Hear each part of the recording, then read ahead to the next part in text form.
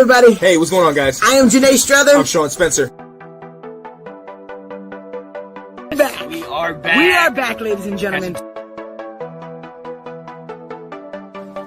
I gotta go out and hold up. Come on. The lion. The lion.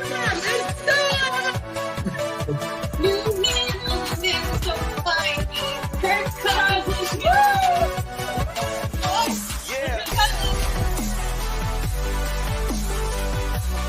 All right. I am Janae Strother. Wash. Yeah. Ing. Yeah. Ton. Yeah. Football. Yeah. Watching Football Weekly. Yo, what's going on, ladies and gentlemen? It's your boy, Sean Spencer, one half of that dynamic duo that is Let's Talk Football. Ladies and gentlemen, it is Wednesday. It is Hump Day. Happy Hump Day! And we are back, ladies and gentlemen. But hey, you know I am not alone. I am never alone as long as I got my guys. As long as I got my guys all the way from South Carolina, South Carolina's eggplant, Will Kramer. Yeah, Thank you. Hey, and the man, the myth, the legend, no shirt required, my guy, Mr. Shirtless Wonder, Ablo in the building. Yeah, What's good? buddy. What's good? What is going on, ladies and gentlemen? Hey, we are back, ladies and gentlemen. I want to apologize for not being with you last week, but obviously that loss was a little bit too much to handle. That loss was a little rough. If you don't know, we got whooped. We took a spanking to the daggone Bills, but as you saw on Sunday, everybody is taking whoopings from the Bills. The Texans didn't even put up any points. We are here. We're back with you because this week we did get the W. I know, Janae, you're going to say, oh, it's the Falcons. It's the Falcons. In this league, a win is a win.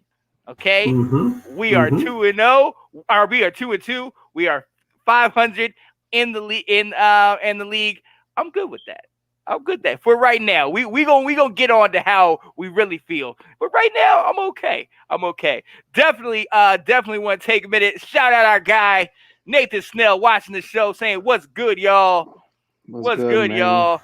See, good evening, Nate. It's saying great to see y'all. But then you come around here and you say this type of stuff, Cordero Patterson, GOAT. See, that's gonna get you cut. That's gonna get you banned, man. No. No. Just like when you're talking about McKissic. It's McKissic. Hey, love you, buddy. All in fun. Right. Yo, so let's get into it. Definitely want to get some things out of the way. Number one, we are still in the midst of Hispanic Heritage Month. Happy Hispanic Heritage Month to all our brown Latino and Latina sisters. Delilah, we already know. That's the only reason I'm saying just hers, because that's the one that's closest to me right at the moment. So shout out to them, Coach Rivera. Shout out to him and all the stuff they've been doing. Also, Ab, and I'm going to come to you real quick for this. Happy birthday. We have birthdays, and we got a couple. Ab, you mentioned you wanted to shout out somebody from last week. Yeah. Can you hear me? Yeah. All right.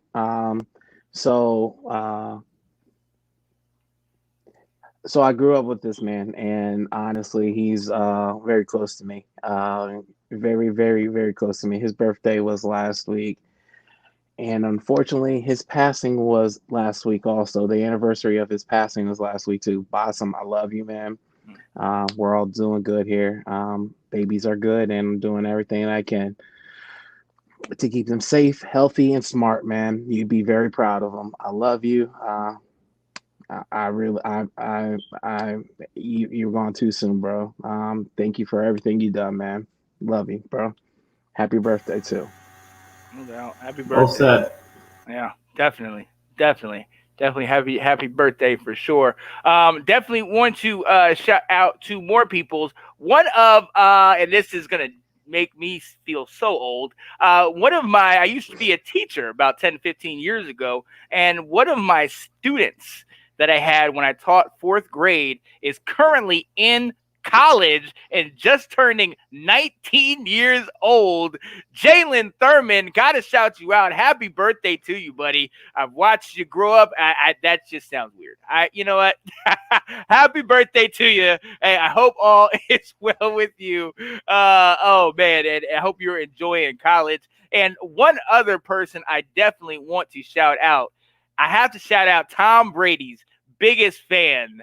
Our Catherine and myself, dear friend and a friend of the Let's Talk football family, Miss Katie Alyssa Alverson. Happy birthday to you. We know you. We love you. You love that man, Tom Brady. Something serious. Yes, she does. Yes, she does. You know. So hey, She's shout going to out. bats for him, man. Yes. She ready to fight people. Yeah. Coming from how many wings did you win? Hello. Yo, I love it. Yo, a shout out to her. I'm gonna tell you, I met Katie a long time ago. She's known Catherine for since college. I met her about 6-7 years ago. And when we first met, obviously she's a Michigan fan. Catherine's Michigan State. And so, they would kind of go back and forth. I got into like a little back and forth with her once, and she just kept coming. And she kept going. I was like, yo, hey, Katie, you got it. He's like, I'm good. I'm not even gonna. Hey, so hey, shout out to you, man. She loves sports, loves college, loves pros.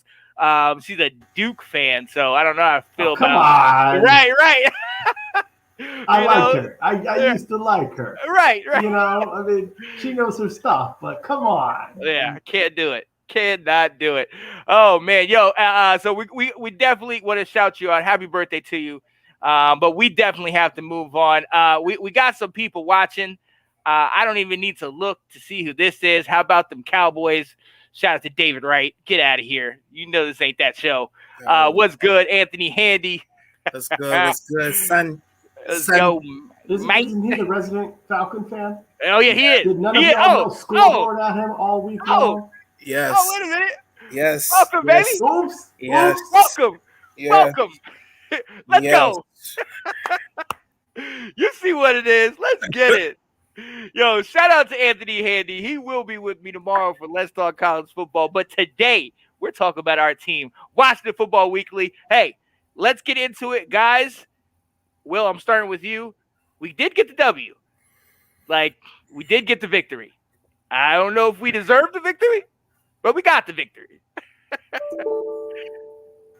You got to see what Anthony wrote. You got to see. You got to Nothing. Flipping the bird. Hey, Anthony, come on, man. He's just got to take his lumps tonight. Right. Tomorrow he can talk about his Georgia Bulldogs and how they're probably going to win it all. They're the only team that can beat Alabama at this point. But tonight you're going to take your lumps. Right. Let's go. So, Will, what you think, man? So I know we're going to get into specifics, but I'm just going to start off with exactly what you said earlier, Sean. It's 4 games in the season. Before we added the 17th game, I always viewed the season in quarters because it's a long season. And what September brings versus what December is it's such a long period. Yep. So it hasn't been pretty. We could be 0-4. Yeah. There's a darn good reason for us to be 0-4 right now, but we're not. Right. And so there are a lot of things we got to improve, and we're going to hit on some of that. But we're 2-2. We're competitive. We're in games. As much as we could be 0-4, I'm going to say there's also a chance we could be 3-1. The only game we have not been a part of is the Bills game. Yeah. And we knew going into the season with the change in our schedule, with the tougher quarterbacks that we're going to play, that we were going to have battles every single week. And, no one realistically really thought that we were going to be the elite teams that win by 2 touchdowns every week. And fourth quarter, you're kicked back, you got your feet up, and you're just enjoying the game. We knew we were going to be in battles because we've got a decent roster, but it ain't perfect yet. So I'm happy with 2-2. I'm thankful right now with 2-2. We'll get into some of the other goods and stuff, but right now I'm happy with it. I think there's more promise than gloom right now. I'll say that actually. Yeah. What are you thinking, man? I'm not as optimistic as Will, man. I'm definitely thinking of like my beer like half gone instead of the other way. You know what I'm Right. saying? I'm sure that's how the expression goes. Like so, I'm not excited about none of this. This football is uninspiring. I literally like get depressed during like I'm back to the depressed Sundays now, guys. I mean, like it's and the thing is that we're winning sometimes too. Like, you know what I'm saying? It's like a bad relationship. Like this is such like a bad relationship, man. It's toxic for me, man. I'm thinking about going to therapy for this shit. Like, You are a fan of the Washington Redskin football team. This is our life. Right. Like you said, you've been with us for the last 10 years, dude. This has been 30 years of my life since Joe Gibbs left in 91. This is the shit that we do. This is the problem with us. It's toxic. I understand, man, but this is bad. Like, it's got to be. It's like I say, it's like a bad relationship. Is because even when you're getting along, you're not happy. Like, you get what I'm saying? Like, we win and I'm not happy. Like, that's why it's a bad relationship. This shit sucks, man. Like, I'm really upset about this shit. Like, I'm trying to tell you guys, like, I'm really mad. Like, this shit is hard on me, man. I can't handle it. Like, I know we won and everything like that, but man, I want those blowouts. I want that like that confidence, you know what I'm saying? Like that confidence. Oh, we're down with a minute left. Oh, he's going to go down the field and everything like that. Even though he's been successful with it so far, with doing like the 2-minute drill and shit like that. I'll explain later, but I just think that's some bullshit. It doesn't inspire me. You know what I'm saying? Like, I'm not confident. I'm not Aaron Rodgers confident in this, yo. Yeah. So you talk about like you want to see some blowouts, man. Let me tell you something about. It's been at least 5 years. It's been longer than that, probably almost 10 years now. I quit playing Madden, okay? And let me tell you why I quit playing Madden. It was for my mental health. Yeah. Because I couldn't figure out why if I could make Patrick Ramsey and Jason Campbell all pros year after year after year, why then on Sunday do I watch this absolute train wreck? And I said, I got to stop this because this ain't going well. And I'm only hyping myself more like, hey, if I can do it, maybe he can do it. They can do it. What are they doing wrong? Because I'm getting it over here. I'm making it happen. This ain't hard. Yes. Oh my goodness. Yes. I can definitely echo that sentiment because I definitely just went right back to college. I'm not even doing pros. I'm like, no. There's no point. This is ridiculous. Look, hey, like you said, we to your point, Ab, we are only 2-2 by name. We should, for all intents and purposes, be 4-0. I can try to be positive. 0-4. I mean 0-4. Yep. But I can try to be positive and say, hey, we don't have that fumble by Gibson in the first week. We win that game against a very good Chargers team, and we could be 3-1. But it's still ugly. It's still not impressive 3-1, right. And we'll definitely get into the reasons why. But I mean, like we by the skin of our teeth are owners of those 2 victories, and it's ugly.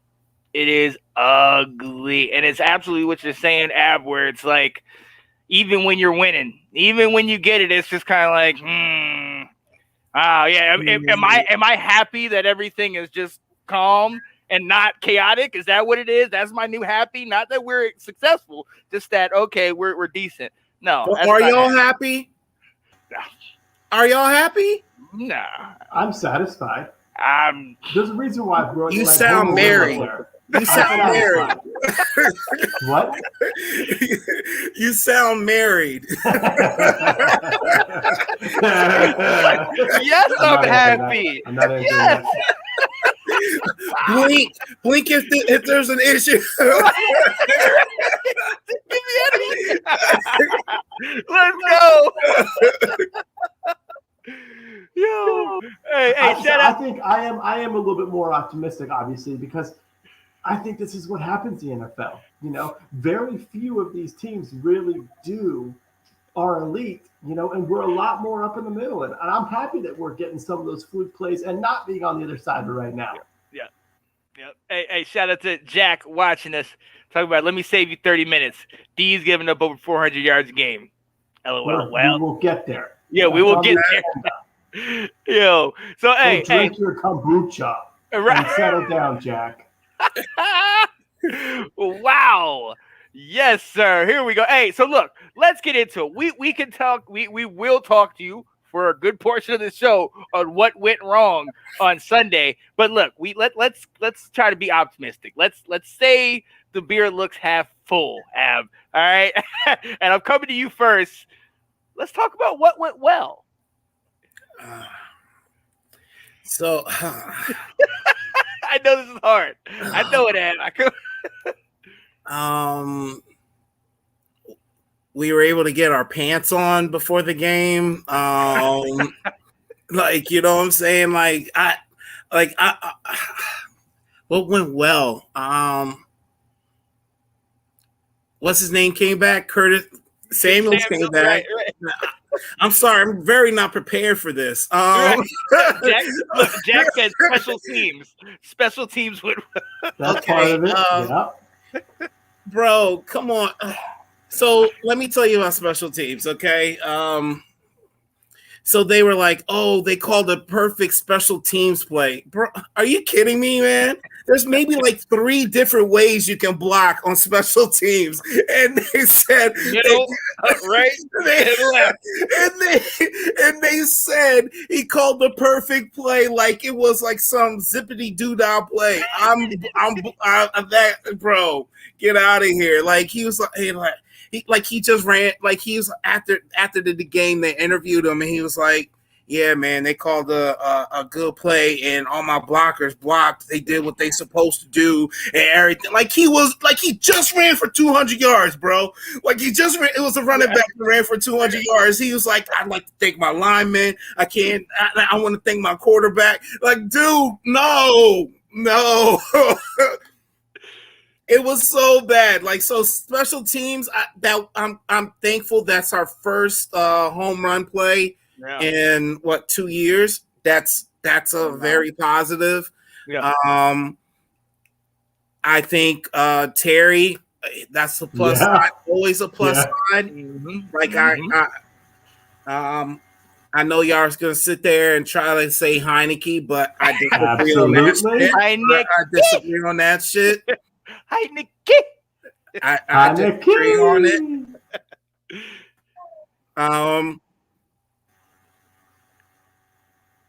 And yeah, that's about it, man. I mean, we didn't give up 5 touchdowns to Matt Ryan. Only 4. Only 4. It wasn't exactly. 5. It wasn't 5. If we scored it wasn't 5. We were winning the game, okay? Right. I'm like, just fast forward to what went wrong. I got my list here, okay? Yo, I love it. Yo, hey, look, Will, I'm gonna come to you, but real quick, I am gonna say Taylor Heineke because you know what? At the end of the day, he still did get the job done. I know the 2 times he's got it done, it's been against the Giants and the Falcons, who are nothing to write home about. But in the NFL, he got the job done. 22 of 33, 290. He had 3 TDs. From where we were, putting all the hope, and I'm Fitz's biggest fan, so I put all my hope in that. To lose him before halftime in the first game, and now have to be like, all right, well, I guess it's Heineke. Hey, he's performing. He's doing what's necessary. I think we can throw out the Bills game. That was just, we all around got stomped. But I think in the first 3 games, he's been pretty solid. You talked about Terry McLaurin, 2 touchdowns. He's our guy. He's it. And Gibson's running the ball. I like that. Okay? Special teams got the return. I like it. I like get it. too. I get But it. they don't do it enough. Right. It's So I fool's don't gold. like it. Right. So It's fool's gold. You see right. that? It is. It's fool's gold. And you're absolutely right, because you get excited about this, but a lot of it is just it's not. You can't believe in it. Will, I'm coming to you because I need some kind of hope. Will, okay, Ab is depressing me. I need hope. I got you. I'm gonna pick your spirits up. But I do just love the fact that you go, Will, I'm gonna come to you, but let me talk to you about what I liked in the game. I like this. Okay, these things. No, so I'm gonna start with your very first point. You said, you know who Taylor Heineke was? I almost pulled a Sean Spencer. Yep, Called him Tyler. You know who he has been in our 2 wins? He has been who we thought we were getting from Fitzpatrick. His style of play, the highs and the lows, that's exactly who Fitzpatrick is. We just have the other guy throwing it, and what I've seen from him is he keeps us in the game. He makes plays. He's not scared to make throws, some of which are terrible, which we will get to. He's got the ability to run. He can scramble. He can make, one of the things I was going to say is looking good. Our offensive line, I got no problems with it. And I'll be honest with you right now, I was worried about Charles Leno. I had no faith in him. I was really wondering, why do you cut a starting left tackle? When Chicago did. And they've been solid. Are they spectacular? No, but they've been solid. You mentioned Gibson has had running lanes, and he's doing well. And as we all know, we need to feed him more. J.D. McKissic, when we talked in the offseason, we were saying, you know what? This is his last year here. We got Patterson. He's going to take his spot. J.D. McKissic is a weapon out there. And with the injuries that we have right now, he's even more of a weapon. He was outstanding today running, on Sunday running, and even catching the ball, including, the game-winning play. But he did a solid job running too. And the other part, his pass protection. Did y'all see some of those blocks that he made on guys blitzing in? That's huge. He was buying time for Heineke to make a couple of those throws. So I saw some positives out there. Right now I think the offense is playing obviously better than the defense. Yeah. We'll see what happens moving forward with some of these injuries and what we're going to do. But what to me is the offense can keep us competitive, and that's all I can ask for right now. But why is it either or, bro? I hate that shit. It's never at the same time. We never just are good at the same time as offense and defense. I know. It's rough. Yeah. It's rough. Hey, it's okay, Ab. You're gonna get your opportunity to vent, but I'm gonna make you just wait a little bit longer because I know you got a lot of things to say. No, I want to clap back at what you said. Something you said first. I'm sorry, Will. Are you done, bro? Okay. So when you were like, "Oh, a win's a win" and everything like that, when you were saying that, so I make the analogy as so there was a So what is it? The Raiders were 3-0, and the Denver Broncos were 3-0. And people are like, Bronco. They're trying to make an argument about who's better and who's not. Right. I'm like. So there's a difference between this 3-0 and this 3-0 over here. Right. Denver's 3-0 is against teams that hasn't even won a game. They're 0-9 all collectively. Right. The Broncos. So I think they had this stat. Not the Broncos, but the Raiders. They beat their first 3 games. They beat teams that won over 10 games the year prior. Yep. Bro. And y'all trying to compare them to? Bro. No, man.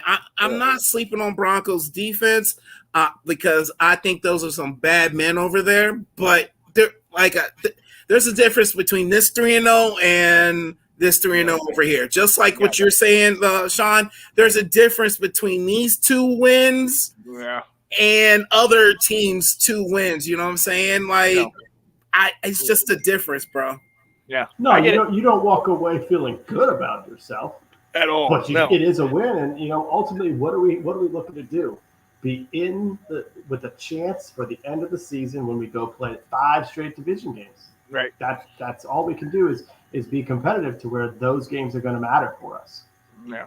Yeah, because let's be honest, right now we just need to collect as many as we can get because in what, We're 2 hitting the weeks? gauntlet now. Yeah.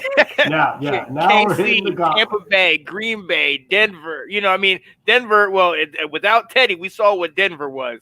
So, but those other teams, we're going to need to get as many as we need to. But look, before we can get any kind of W, we need to go ahead and be very, very honest. And this is why I love doing a show with you guys, because look, we're in a lot of these fan groups, and a lot of these people are ridiculous. Let's trade Chase Young for Deshaun Watson. Remember, we had to deal with that over the offseason and all that nonsense. Oh, let's get this quarterback. Let's sell all of our number one. We're not that. We're honest with you. And being honest, we have to tell you what went wrong. Everything. I know, right?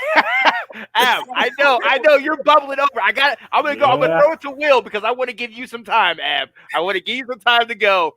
Will, I need to practice my breathing exercises. So right. Yo, Will, talk to us. What went wrong? Well, I mean, the majority of this conversation is going to be defense. Oh. So I'm going to get into two things before that. First and foremost, and I will admit that I am a fan of this guy because I felt he's the best we've had in years. And I mean, years. But Dustin Hopkins cannot miss these extra points. Yes. We cannot put ourselves in a position that we were in like that. He's missing field goals. Now he's missing extra points. He's pushing everything to the right. The field goal he missed against the Giants, that he got his second chance. He missed it to the right. When he made it, it went to the right and finally curved back in. So I don't know what's going on with that combo, the snaps, the hold, whatever's going on and what he's trying to do. But he's just pushing everything right, and it's not good. Yeah. So we can't handle it. We don't have the team to make up for those mistakes out there.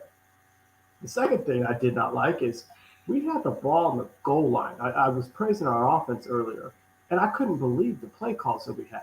2 handoffs to McKissic, and then we threw some jump ball up to Ricky Seals-Jones that we basically threw out of the end zone. There was no creativity right there. We had to settle, I think, for a field goal there. It was like, where's the pick play? The one play that you cannot cover down there, and it was a very uninspired goal line stand. So those are the 2 things beyond the defense that I saw on Sunday that I was like, what are we doing out here?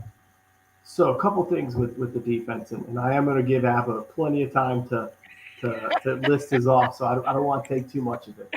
But my biggest thing continues to be what we got going on. What the heck is going on with our linebackers and safeties over the middle?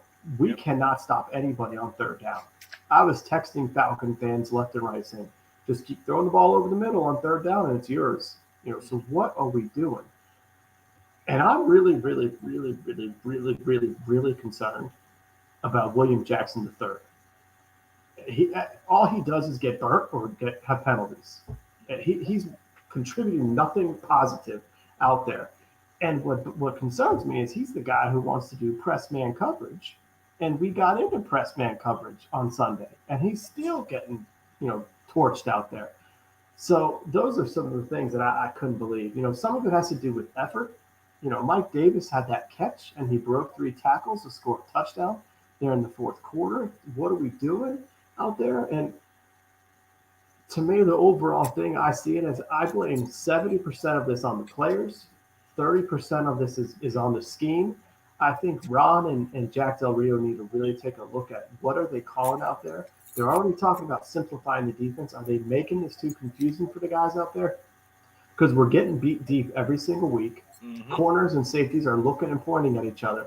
So they're not on the same page. So something that we're doing out there is not working. But I still put it on the players right now than I do the scheme because they're not getting a lot of pass rush. We're not putting any pressure on the quarterback. We're leaving guys open over the middle on third down. We're causing too many penalties, on passing plays. Mm-hmm. So to me right now, obviously, what's going on with the defense is it's something with the players right now. Not happy with it. They ain't doing what we thought. Yep. All right, Ab, have that. Here we go. Let them have it. Hey, hold up. Anthony Handy said Av is flexing his vocal cords, waiting for his time patiently. Me. Right. Let's go. All right. So first thing you mentioned, Will, was what? Hopkins. Definitely trash. Trash. Like I tried to tell you, so I went to this football party. We watched the Skins game and everything like that, and I'm literally looking at this just mad and everything like that. And I'm like, Hopkins doesn't make. I swear to God, he does not make it next week. And every week he's still on our roster. I'm surprised, man. Like I am surprised this dude is still on this team. Don't here we go, Nate. Leave me alone. Okay. I am surprised this man is on this team. You have one job, right? That's what the expression is for. You know, that you have one job. It's for kickers. Yeah. Literally, it's for the kickers. That's the expression was made for them. And this dude can't even do that. And then I'm trying look, I'm not a kicker, so I can't speak on it. Like I know what the schematics are and why it's not Hopkins' fault on why he misses these kicks. But I don't think it's the damn long snapper's fault. How it's not even in his hands anymore. You know what I'm saying? His job is to get it to you. What he's not putting the right rotational pull on the snap. That's why it's this long snapper's fault. No, man. Look, honestly, you know what I think? Hopkins used to be a good kicker for us. Real talk. He used to be a real good kicker for us. He had a consecutive streak for like 30 something, I want to say. And I think the man is hurt. I really think the man is hurt. He doesn't want to say it. I think the man, because Sean, you can speak to this, is sometimes if you get out because you're injured, you might not get your job back. Yep. And that is just that's as simple as that. And especially with him missing kicks in preseason, missing kicks in all these games, you know what I'm saying? Then all of a sudden he gets hurt. I mean, and then he says, "Oh, I'm hurt." Right. Your job may not be back. You know what I'm saying? They might be like, "Look, we're going to release you. Bye." It'll be real easy for them to release the kicker and just be like, "Peace." You know what I'm saying? Second thing he said, Will, what was that? Offense at the goal line. I think offensive creativity, offensive play calling. I think both of our coordinators are trash. I no faith in them. I think offense calls the wrong plays. I've been saying that since last year. I think the defense calls the wrong plays. You said what 30-70? 30 70-30 players are responsible for fixing this on defense. Yeah. I think I would say I give most of the blame on the coordinator. I think it's the responsibility of the coaches to have that fluidity between the players. I don't think so. To me, I think the players aren't playing well together. Will, I don't think that it's like it's one player here, one player here, one player here. They just don't play well together, and it's kind of blowing my mind that for a team that's been majority together, that they act like they just been put together yesterday. You know what I'm saying? Like especially on defense. Offense, they got a little bit of a swag to them. Like they be rolling sometimes, but defense, no, not one bit. I would think they have better continuity. It's the word continuity. Continuity, yeah. Like yeah.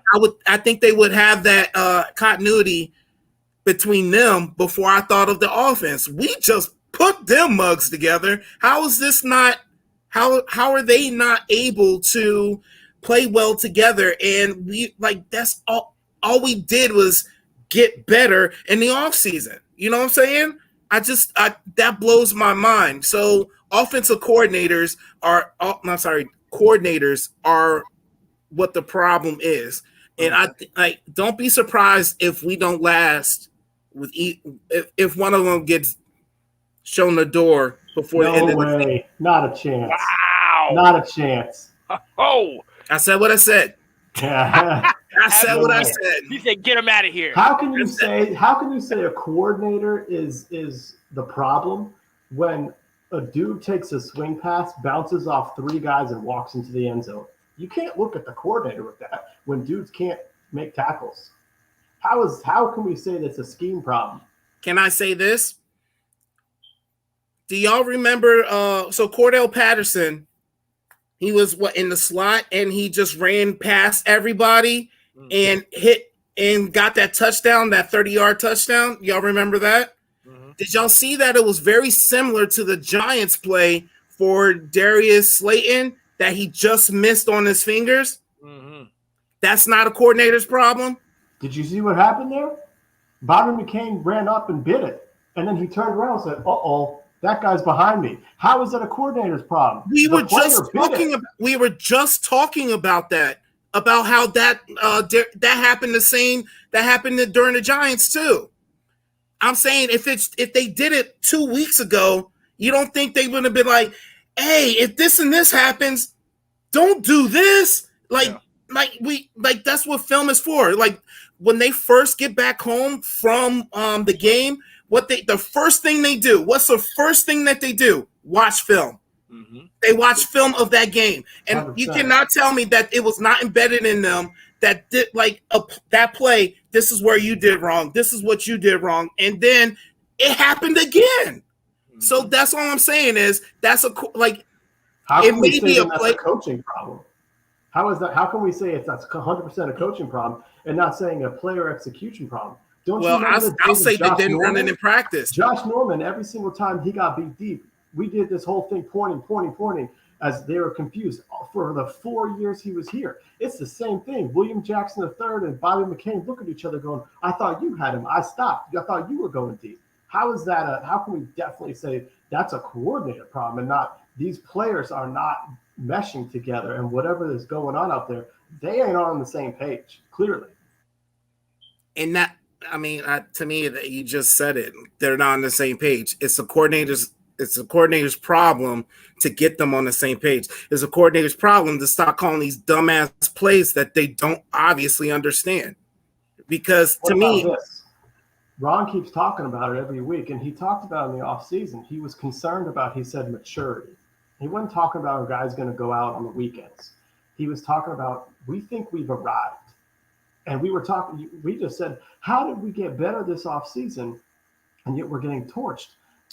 We didn't play Matt Ryan last year. We didn't play Justin Herbert. Our defense showed out when we played Nick Mullins, Ben DiNucci, and Nate Sudfeld is when we got the interception in Philadelphia. Like, we played some horrible quarterbacks and horrible offenses, and that's when we turned the season around. We're not playing those guys this year. The Falcons may not be good, but Matt Ryan, he walked up to the line of scrimmage, said, "Okay, what does the defense look like? Okay, this is what the play we're going to run," and they ran it, and it worked. But what Ron is talking about is discipline and players executing. He said it now for the last 4 weeks, and it's like, you have to do your job. You have to do what you're doing in the scheme. If this keeps happening, I'm listening to that saying these players are not following what is supposed to be happening. What they're being coached on, they're not doing out there. That's how I'm interpreting it. So I let you define maturity just to see if you understood what maturity was. Not because I already knew what maturity meant. It's like how you roll out, like how you play the game. You know what I'm saying? Like, I understood what that meant.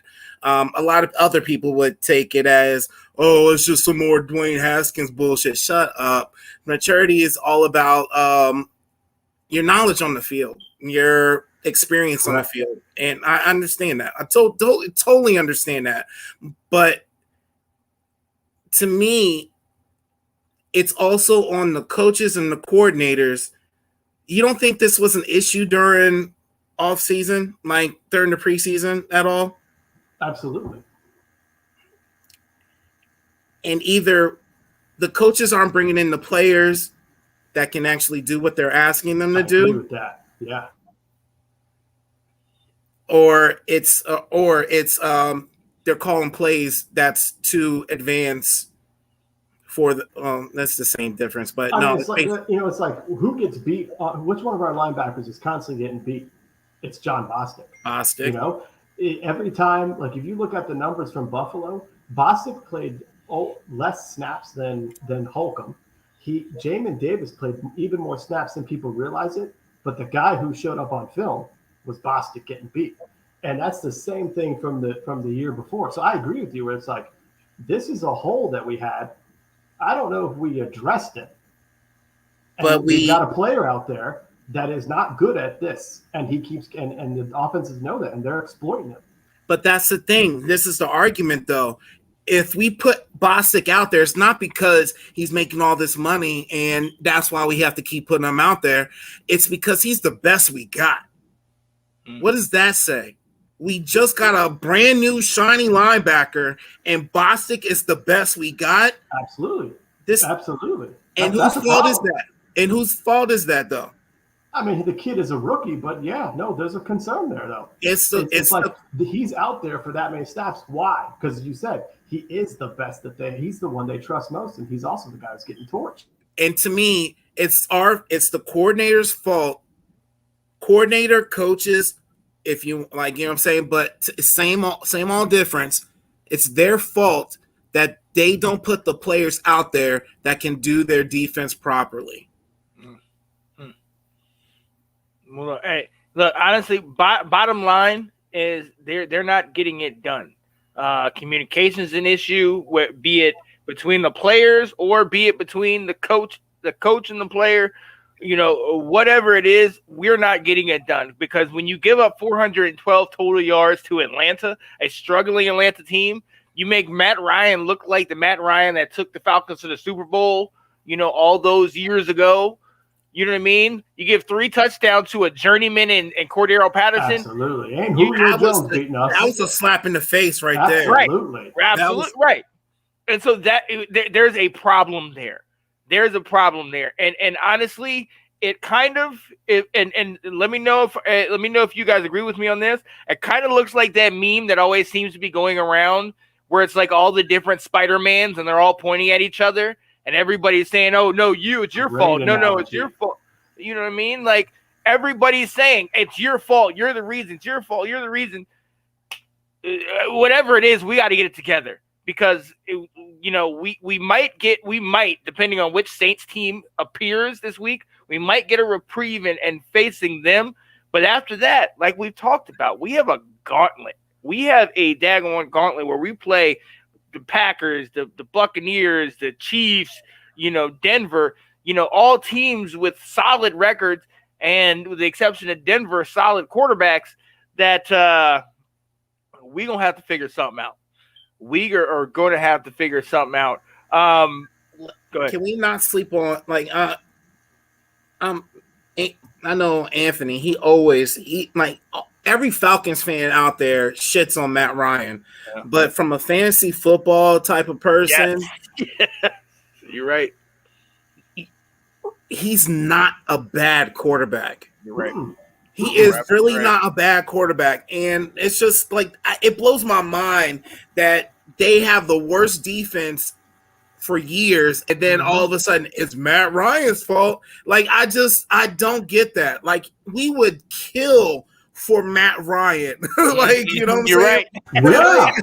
Yeah. You're absolutely right. But I'll say this though. Matt Ryan does look like he's getting up there, but I don't think he is as bad as the Atlanta Falcons say he is. Anthony said, I don't shit on Ryan. He just seems to be at his best when the game doesn't matter. Well, he does have a lot of garbage stats, but as long as if I'm starting him, I like that. Nathan Snell said, after 4 weeks, are the players just not getting the system, or maybe have we overhyped the defense? Well, the defense definitely got overhyped. Yeah.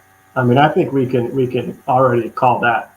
But I think part of the reason I'm still so optimistic about being 2-2 is, what's not happening on defense right now is our front four, our 4 best players on defense aren't making plays yet.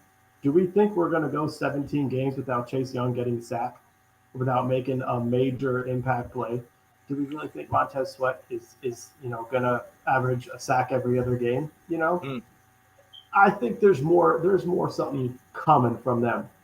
And so I mean I think there is a chance to improve. I think they can only get better. That unit can't get worse. It's the back seven that is a problem. And I will say this, obviously I am blaming the players more. That's obvious. I think the coaches need to take a real hard look at this, and if they need to simplify something, then simplify it, because whatever you're calling out there ain't working. Yep. I've been saying that for weeks now. Right there, Will. I think that they expect a whole grip out of the front four, where they just do these basic packages of just rushing four and think and then they're waiting for these passes to come out. I disagree with that wholeheartedly. Yes, you need to do that sometimes, but you need to be throwing in the safeties in there sometimes, corner blitz sometimes. Right. You know what I'm saying? Like having Chase Young and John Allen like do a okey doke and do you know what I'm saying? Come one come under, one come over. Like they need to mix something up, and they're boring at play calling, and it's garbage, man. Except for this game, though, because you are 100% right what you're saying. They moved Chase around all over. He rushed right next to John Allen, to try and mix things up. He ran stunts. That's what I don't get. Like they are trying to they need to run blitz more. I'll tell you that. But they are trying to be a little bit more creative with that front four. And one, offenses have recognized that this is the best part. They're going to play the quick game, so we've got to be playing closer up to guys, but also it's just not working. That's what I don't get. They're just not getting there. Chase Young's playing great against the run, but he's just not getting there on the pass rush. Yeah. And so look, hey, we've called out, we've listed all of the issues. We listed what it is, and on top of all of the issues that we've discussed, we also have that in something we're going to talk about a little bit later. We got it bit by the injury bug. I mean, we got hit with a couple season-ending injuries. Guy that we've talked about who always gets injured, Brandon Sheriff, got injured and is out for a couple weeks again. But I don't want to focus on that right now. I do want to focus on, where do we go from here? We're 2-2. We are at 500. We've seen what's going on in our division with Dallas, having their little bright spot now. And, all the Cowboys fans are like, oh, Super Bowl, we're the best team in the world. You know what I mean? And the rest of the division, we've seen what they're doing, both of them with one win. Where do we go from here? Ab, I'm coming to you first. Free agency, draft, trades. What do we need to do? What's going to help us out, man?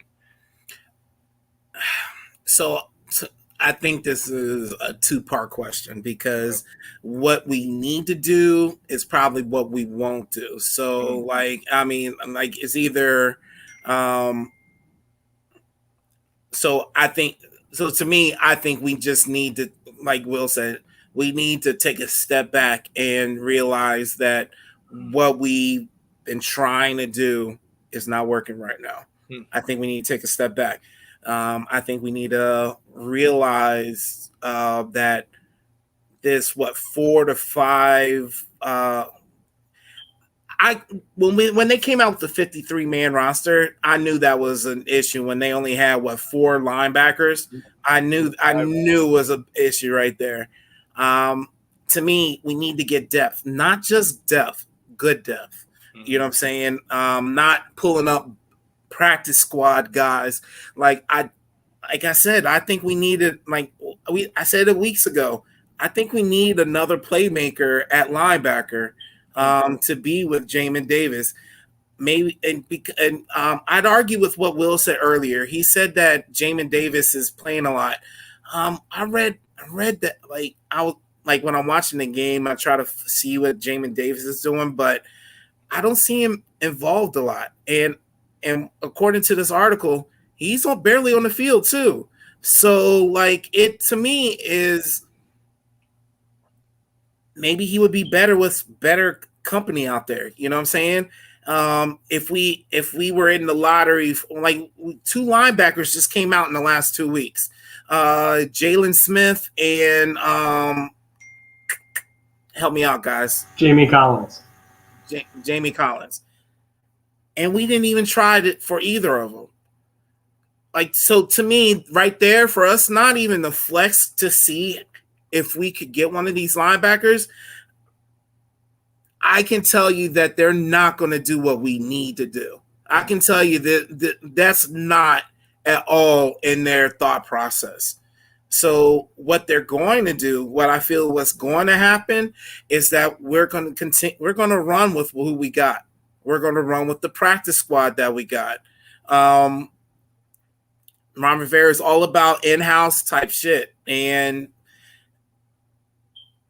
to me, that's scary because if the top 3 linebackers that you had, that you graduated to the 53-man roster is not enough, why do you think you're going to find it in your practice squad, guys? Right.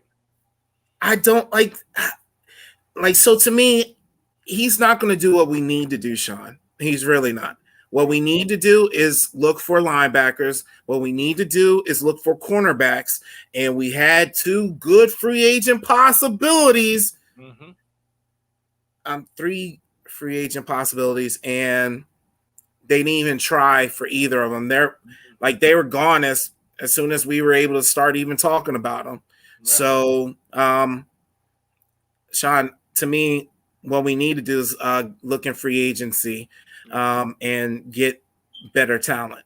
Yeah.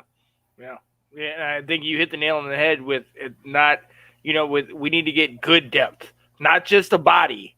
We need a body that's going to perform. Anthony said the same. Jamie Collins got traded to New England from New England to Cleveland a few years back. Yep, he got traded back to New England. He was one of the one that got picked up. Also, Jalen Smith got picked up. Both of those guys were free agents, and I heard that we were looking at Collins, but apparently that's, they already got him. Nathan says, I agree, abs. Straight up. Will, yeah, I honestly, I think Ab hit it on the head. We need to get help. And we're going to discuss this later more about the injuries, but we already had problems before Bostic went down. You know what I mean? We already had a gaping hole in that linebacker. And I love my guy Cole Holcomb. Bostic, the rookie is not doing it. We need help. Will, talk to me. Where do we go from here? Yeah, I think I agree with Ab where it's going to have to come from in-house is how they're dealing with it for the most part. I don't think we had a chance at Jamie Collins, even if we wanted him. I mean, he went to Detroit. Patricia's his boy. Patricia's in New England. He was going there. Everyone knew that. John Keim actually reported with Jalen Smith likely going to Green Bay that we had expressed interest. So they were at least looking in there. I'll get to a name I got it as a linebacker because I do think Ron mentioned that we may have to look into the free agency route, the veteran route. I got someone that we could look into, but I think the fixes need to come from within. Bostic's out, so we're going to see a little bit more playing time with Jamin Davis. We're going to see a little bit more. What does he got? What is he ready for? I would like to see them move up Jeremy Reeves and play the guy. He played deep safety last year for us. He made some plays as our deep safety, and I'd like to see him be brought up because I think with that, what you can do, I think we need to start looking into what are you going to do with Bobby McCain and Landon Collins because we've got injuries on the corner spot, and Bobby McCain has played corner, and we may need him to start taking over slot more because if Fuller can't slide inside because BSJ's out and now McTyer's out, Fuller's going to have to stay on the outside with William Jackson. Who's going to play slot? Do we want Darryl Roberts to do it, or do we want to move Bobby McCain down? That's where I'm thinking maybe Jeremy Reeves can come and allow that. And I think they need to. I don't think Landon Collins does a whole lot playing deep. They move him up, they move him back. I'm not saying we need to move him to to linebacker, as some people have suggested, I think you need to move him to that big nickel where he is playing close to the line of scrimmage. He is playing around that area where a linebacker is because he can run. And we need people who can run to see if some of those changes. That's kind of the things I've thought about. I think we need to get into, I've mentioned this before, a lot more press man. The offenses are snapping the ball, they're getting rid of the ball quick because they know our defensive line is the best part of our defense, the pass rush. They're getting the ball out quick, so we can't be playing soft coverage. It's not working if these guys can just run some quick plays and get open. It happens year after year. That's what Tom Brady did to us in the playoffs. He just dinked and dunked his way down until we did, and then he found ways to go over the top. The one linebacker that I saw out there, because there's not a lot out there. I agree with you, Ab. Like, if there's someone out there besides like the two names who just recently came out, let's look at corners. Let's look at linebackers. But there ain't a whole lot out there to come in that truly might be better than what we have.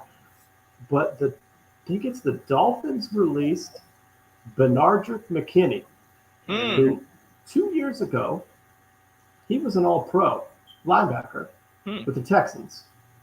He had a shoulder injury last year. So I was trying to figure out, like, why would they cut this guy? And they mentioned saying, like, it kind of hurt that they were cutting him, but they felt they had in-house options, so they're letting him go. It's like, that may be someone we could look into bringing in as a veteran. Unfortunately, who were we going to bring in most likely?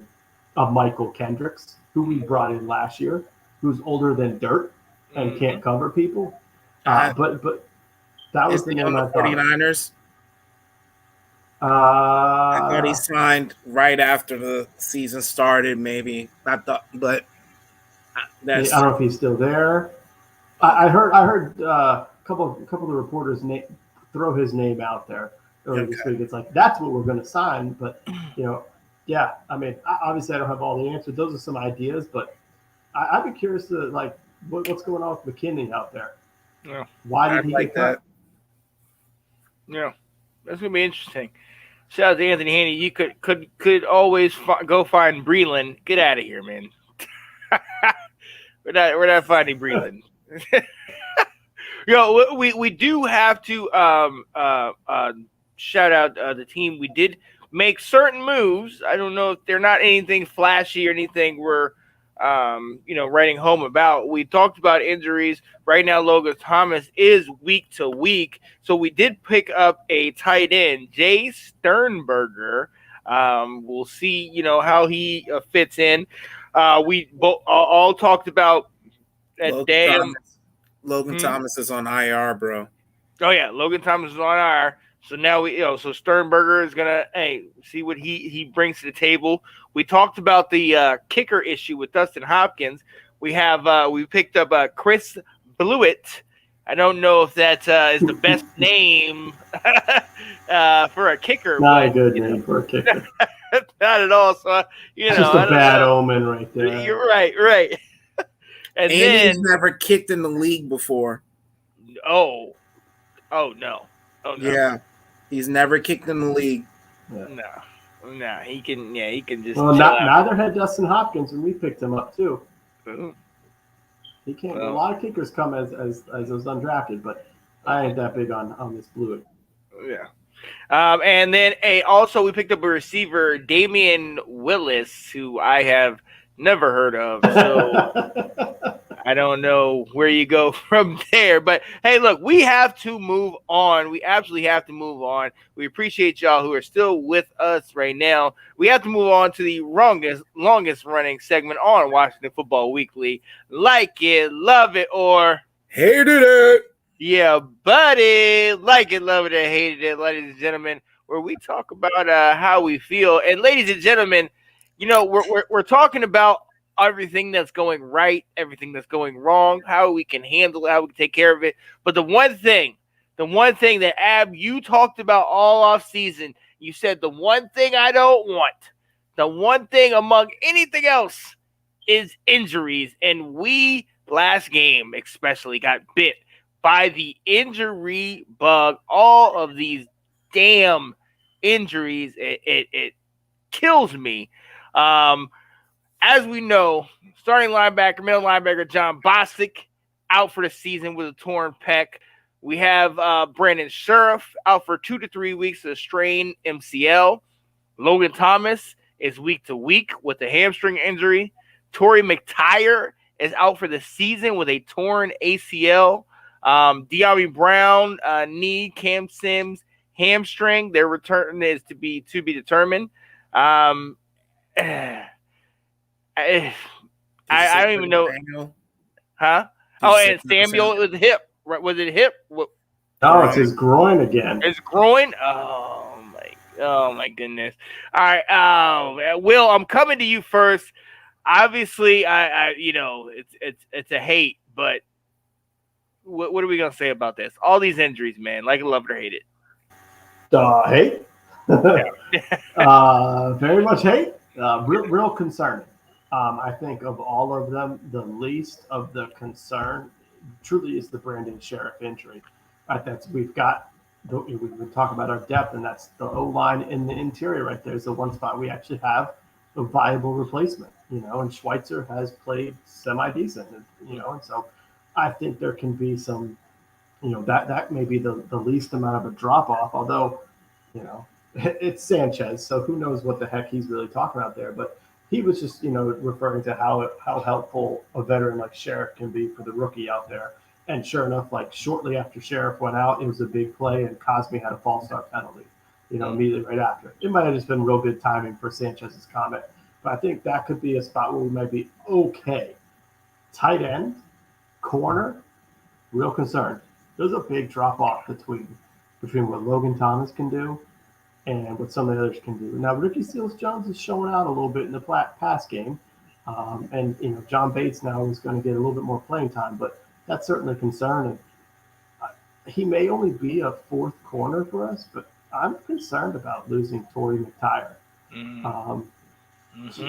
Because St. Juice is out with concussion. Maybe he'll be back next week, but it just comes back to who's behind him. You know who's behind him? If you really, really, really got to put him out there, the fifth corner is Darryl Robertson. He's inactive every week. May not be this week. But the dude who's active every week is Apke. And none of us want to see him out there. So Hell no. I'm really concerned. It's like I never thought that losing a fourth corner could be like panic mode, but I'm like, uh-oh. Right. So, yeah. And I am concerned about losing John Bostic because he does get beaten pass coverage, and we know that's not his strength. His strength is playing the run, but it's like you said, Ab. Why is he out there? Is he out there because the rookie's not ready? Is he out there because second-year linebacker Kaliki Hudson, who is a short or is a small, fast guy, is not ready? Because the guys we've brought in to be depth are not better than him?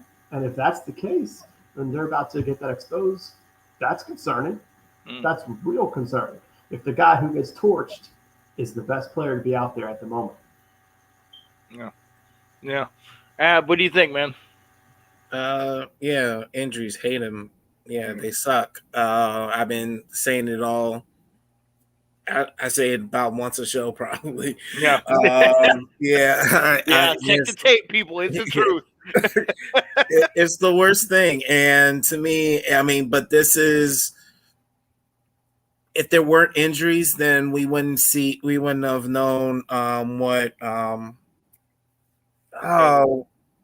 what's his name? The safety? Who? Landon Collins? Cam Curl. Oh, Kenny Curl, right. Yeah, if Landon Collins wasn't injured, we wouldn't know what we had in Curl. You know what I'm saying? Cameron Curl. Yeah. So, it's time for one of these young guys to step up. Maybe Hudson can prove that, tell people to stop sleeping on my height. You know what I'm saying? You know what I'm saying? We drafted him for a reason, right? So, but to me, I still think we need to get a free agent in here, just to if our play at linebacker wasn't enough to say we need someone else in here, Bostic being injured was the telltale sign to get someone else in here. Yep. So injuries suck. I agree with pretty much everything Will said. I do feel that there are more dynamic plays for Ricky Seal Jones as opposed to Logan Thomas. I like Logan Thomas. I like how big he is. Honestly, if for those goal line plays, that's where we should be hitting up our tight ends, those tall, link him up. Yep. So, like, to me, that's what it. But Seal, I think you're a little bit. You have a little bit more options with him, and you could tell from that one play Heineke threw in the end zone. What game was that? The Giants. Against the Giants, yeah, against the Giants. Yeah. So to me, I like. It's time for Seals to step up. I think he will. I mean, he's been a pro before, so there's nothing saying that he can't show up. You know what I'm saying? So yeah. I do like that. Something that you guys should also, something that we should all notice though is that we went out to get another tight end, and we didn't just bring up Reyes. Famous Reyes. I don't know. No one's really said anything about that though. You know what I'm saying? So that should tell you something about Reyes. You know. So, but injuries suck, bro, and it's really bad. I'm just really tired of Cher's vagina walls hurting him every other game. So, man, he sprained his knee.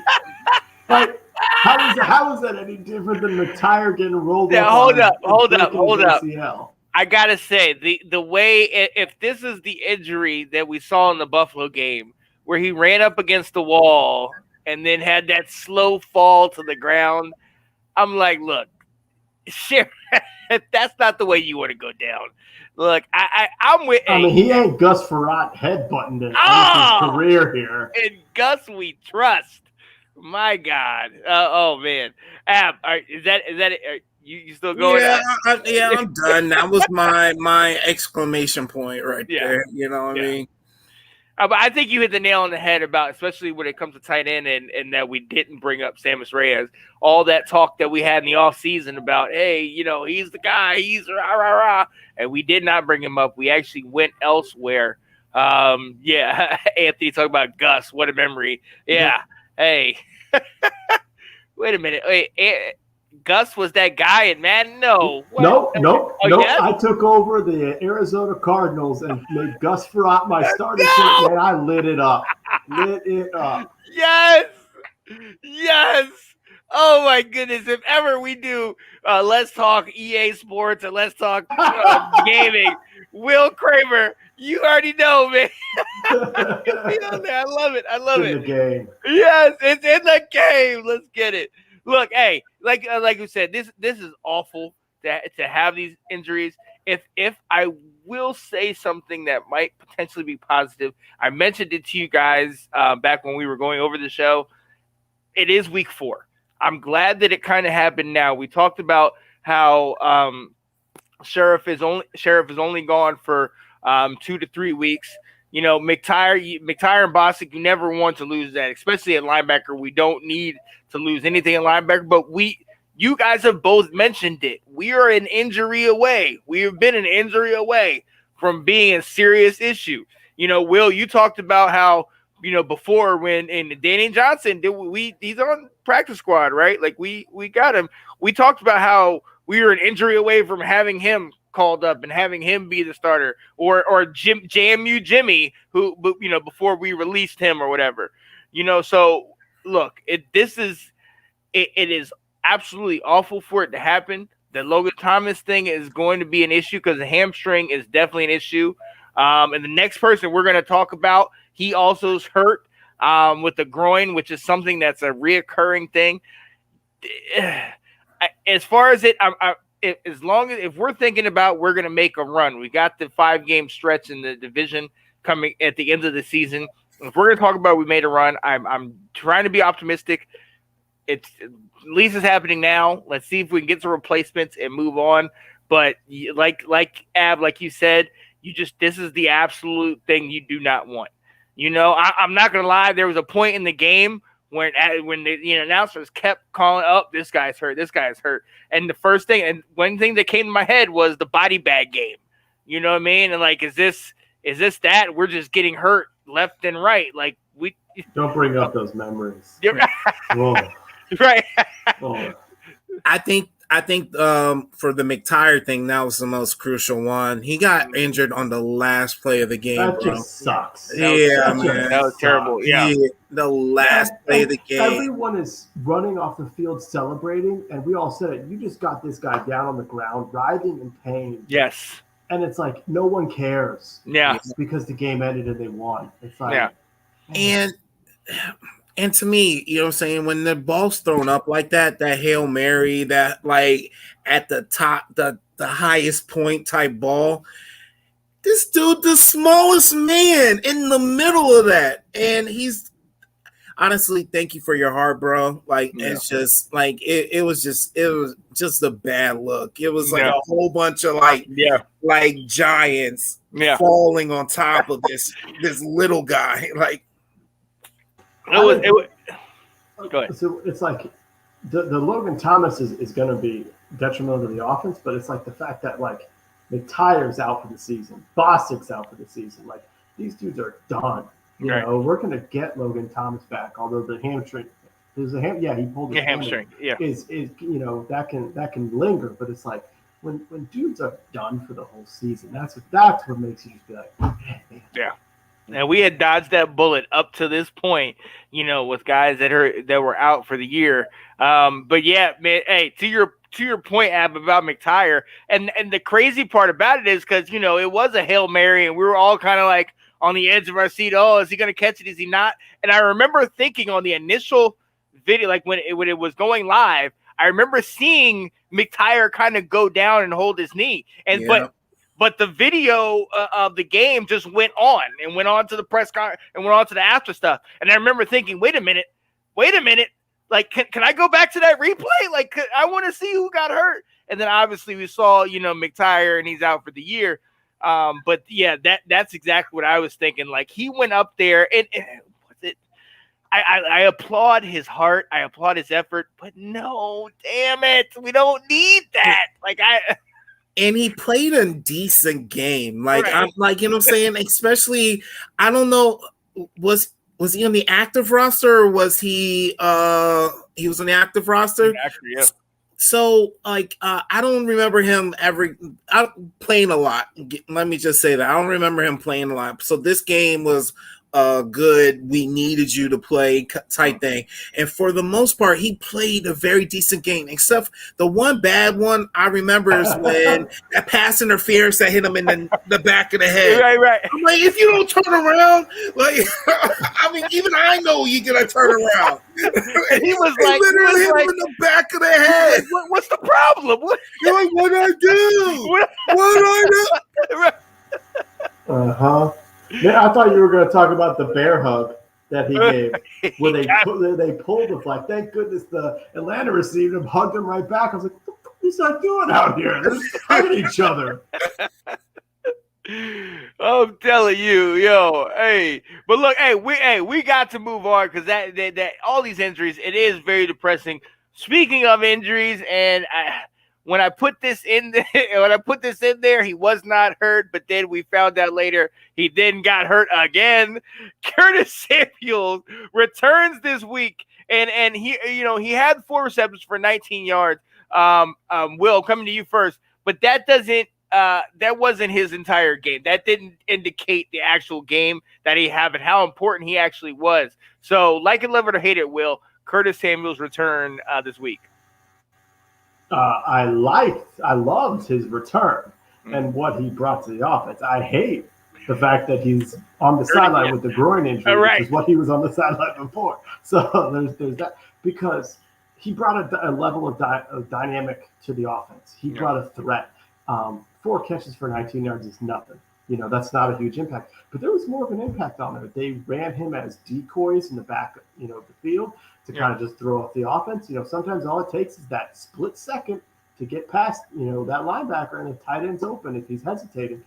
But then, as we talked about before the show started, that fourth down catch that he made and that juke to get open was a thing of beauty. I mean, he made a fool out of that guy. I mean, that's when I was like, that's what we signed. That's the type of player we got. And not only that, it was a fourth down. It's a big money play, and he no sweat. That's the type of plays we need from him. So, yeah, I mean, I love seeing him back out there. I just hope that he's able to. I don't know. I hope it's soreness. Yeah. I'm gonna go ahead and go. I'm glad that he was back. Obviously, I hate that what obviously happened with the groin and everything like that. But I think the numbers right here. We see 4 receptions for 19 yards. They don't show his impact on the game. And just the fact that him being on the field, the threat that posed to the defense, to where now we have Terry McLaurin getting 6 catches for 123 yards and 2 touchdowns. We have McKissic. Other guys are now getting maybe one-on-one coverage because Samuel's returned. So I like that he returned. Then we go to the fact that the groin issue and everything like that. And as we've seen with groin injuries throughout the league, it could definitely be a nagging thing, somewhat similar to a hamstring injury. So hopefully he can come back, but I definitely like his return, at least for this week. What do you think, man? I love his return because of what you just said. It keeps the other team honest. And it actually makes me walk back something that I said on the last show. I don't do that a lot. I know, Breaking. guys. Yo, hold on. I know, guys. Breaking news, ladies and gentlemen. Tune in for this one. Here we go. It makes me walk back on something. It makes me walk back on something I said on the last show. Him being on the field, it makes Terry's not so much of a possession receiver anymore. You know what I'm saying? And I know everyone thinks possession receiver, insult, and everything like that. And that's not where I was going with it. But it just means that you need so many targets. You need so many catches in order for the yardage that you get. And at least that's what it means to me. But what you say, Sean? Terry had only 6 catches and 120 something yards. Yep, that's phenomenal right there. The 1 yards after catch, the yards per catch. Like, you know what I'm saying? That's 20. That's up to 20 plus per catch, and that's crazy. Like you saw Terry with a little bit more freedom to do things on the field. Yes. Like, to me, I like the respect that he demands on that field. Without him there, it's the double teams, it's the possession receiver again. It's like, you get what I'm saying? And Terry can't play his best game. And I wholeheartedly believe that we need another threat on the other side of the field that's going to keep another team honest and covering our guys. No offense, Sean. De'Ami Brown has been a bust right now. Where's your boy? Where's your boy? Yep. Like, he's been a bust right now. I'm not trying to be I'm not trying to start shit. I'm still gonna rock my North Carolina, but he has been absent. You're absolutely right. You're absolutely right.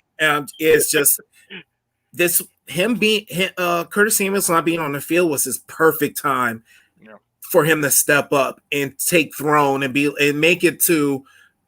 We would have been like, Curtis who? Right. Like, you know what I'm saying? Right. Perfect time for him to do that. But it never happened. And but Curtis Samuels, he just demands it already. And so maybe De'Ami Brown needs another year. But I loved him being on the field for this long. I hate that he's injured again. Like, I hate this because to me, it's almost like you're injured for practice, but you're ready when the game starts. I hate those types of players. I really do. Like, I don't even want to dress up until it's game time. And practice? Are we talking about practice? Not a game. That's a game. and to me, he hasn't done enough to be that type of player. You get what I'm saying? Like, he hasn't been in the league long enough to be that type of player. So, like, take that for what it is. But like, he needs to be on that field. And to me, if he practiced more, he probably have more yardage, more receptions than that. So that to me tells me he needs to get in a rapport with his quarterback and actually learn these plays. If I'm sure he knows the plays, but he needs to get in sync with his quarterback, and that's not. And where you going to learn that? In the game and in practice. Yeah, absolutely. All right, absolutely. I'm right there with you. And as far as moving on real quick, the last thing on Like It, Love It, Hate It, J.D. McKissic, while he only had 15 yards rushing, he had 5 receptions, 44 yards, and a game-winning 30-yard touchdown reception. I'll go first. McKissic, this is the epitome of you're doing what we ask you to do. You know, Will, you alluded to it earlier. He is a great in blocking, pass blocking, and blocking for the quarterback. He runs whenever is necessary. I think a week or two ago he had 4 carries, 20 yards, but he had a rushing touchdown. This game, as we saw, the game-winning touchdown was him and Taylor Heineke going through all his reads, which I love, but he looked back against the grain, and I'm not gonna lie. When he turned around and looked and threw it, I'm like, what? No. Okay, he caught it. Okay. Oh. You know what I mean? It was one of those things that McKissic has the ability to make those type of things happen. He's shining. He has not been flashy. He hasn't been flashy. And obviously our running game has not been flashy with Gibson not averaging. He's been averaging under 100 yards. But McKissic, he seems to be an answer. He seems to be he gets the job done. He does the little things that are necessary. He's getting touchdowns, and this game proved true by getting that amazing touchdown late in the game. Ab, I'm coming back to you.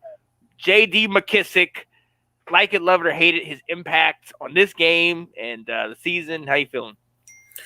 I love the impact. I love the impact. I love J.D. McKissic. I love it. To me, I think that play was bullshit, though. And just like you said, Sean,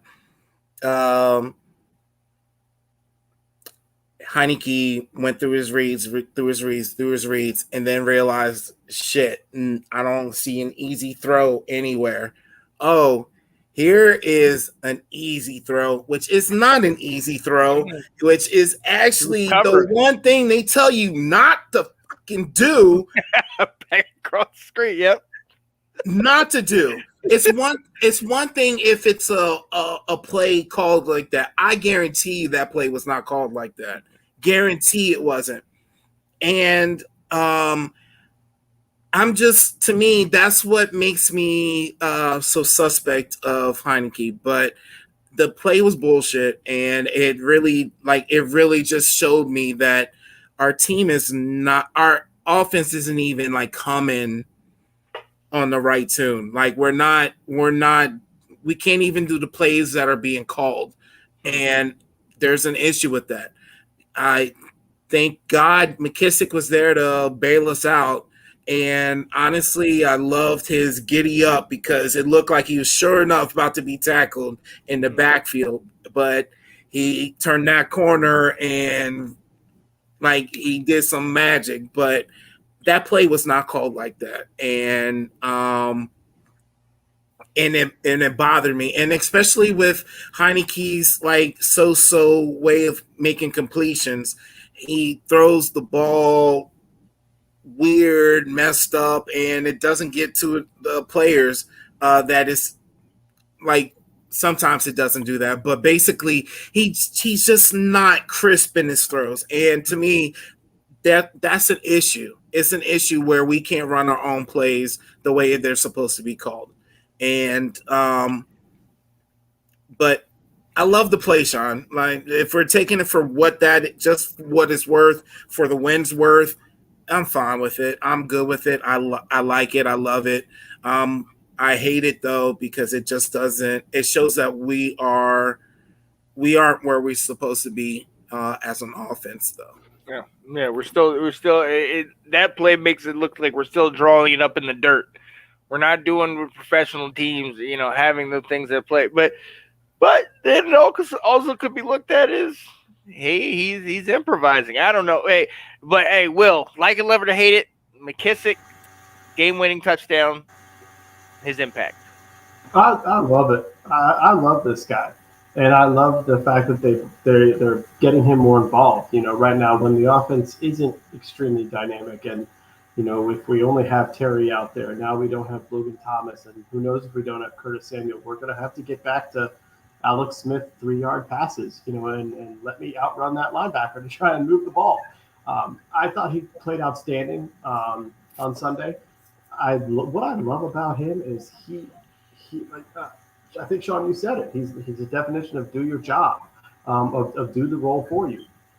He said something this week. He was on a chat thing and he got yelled at by some fantasy guys, and they said, "Come on now, you keep vulturing these touchdowns, from Gibson." And he said, "Listen, guys, I play for the name on the front of the jersey. Me and Gibby, the difference is the name on the back, but we do what we're called and we do it together." It's like he plays that number 2 running back, that third down back so perfectly without problems. It's like, I love this guy. Like, I'm all about extending him, rather than having Patterson come up. I'm now keeping this guy on the field because he is fast, and I think he brings a dynamic to us that I want to see him use more. And there was a play where they ran 3 or 4 verticals, and Heineke threw it towards McLaurin, and that actually it said was the wrong read. Had he checked it down to McKissic, everyone was 20 yards downfield. McKissic had 10, 15 yards to run with. So he read it wrong. But right. McKissic brings an element there that I think he's great to have in the team. I love the dude. I love him in the future. Oh, yeah. Yeah, I know exactly what you're talking about. That point where he tried to fit it in over top of the corner and underneath the safety, and they went back and looked, and you saw McKissic just come right 5 yards up. It's right there. Yeah. And, Heineke's trying to be I completely agree. And that those are the things for a young quarterback like Heineke that, those are the safety valves. What we saw in the game-winning play, it was a safety valve. He looked all his progressions. He looked again, saw nothing. So turned around and said, "Oh, hey, guess what? He's still there. Let me just chuck it up here and see what happens." So, hey, McKissic is doing his job, and I love that. I definitely love that. And as long as he is a bright spot in what is an interesting set on offense and everything like that. But him and Gibby, I think we need to focus a little bit more on them. But we're going to talk a little bit more about that because, look, ladies and gentlemen, we're 2-2. We're 2-2, but week 4 is in the books. We're past that. We got to move on to week 5. Week 5, ladies and gentlemen, and this is one of the games that we kind of mentioned. We talked a little bit or a lot about it in the off season. If you remember the first episode, there was 2 quarterbacks that my guy Ab said that he wanted.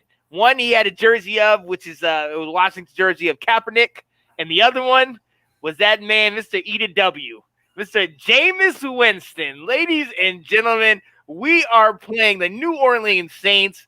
Jameis is coming to town. Oh, buddy, this is gonna be an interesting week. I don't really know how to take this week because I don't really know how to take the Saints. I'm not gonna lie to you, Ab. I'm gonna come to you real quick. What do you expect from the Saints? I think the Saints are playing the game like I think we wanted to play the game. Hardcore defense and a little bit of offense, like do enough to win the game kind of thing. But we got a hard slap in our face to say we can't play that way. So, but the Saints are definitely playing that way. Jameis Winston is able to win games by throwing the ball 20-something times. And they're making it so that he's not so much a factor in the game. And there's nothing wrong with that. But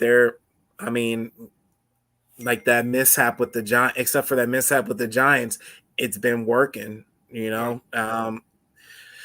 So that's what I expect from the game, though. I expect that to be more of that, and especially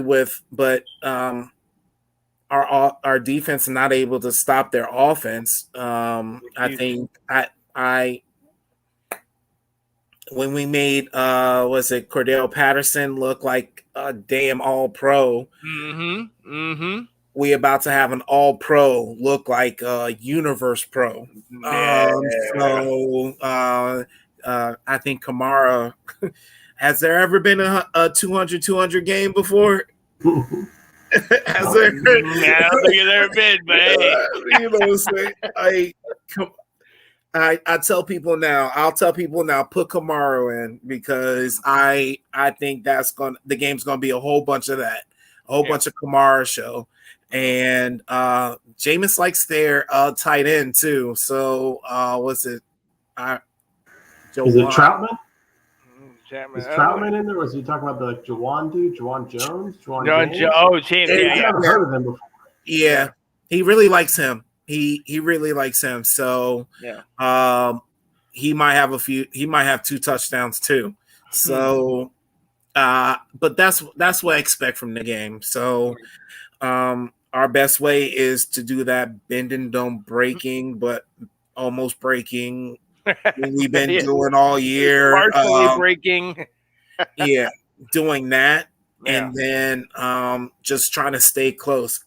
And making it an ugly game. Like I think that's our best chance of beating the Saints because and then forcing Jameis to throw and throw situations. To me, I think you rush him a lot. I think you make him so uncomfortable to be in the pocket.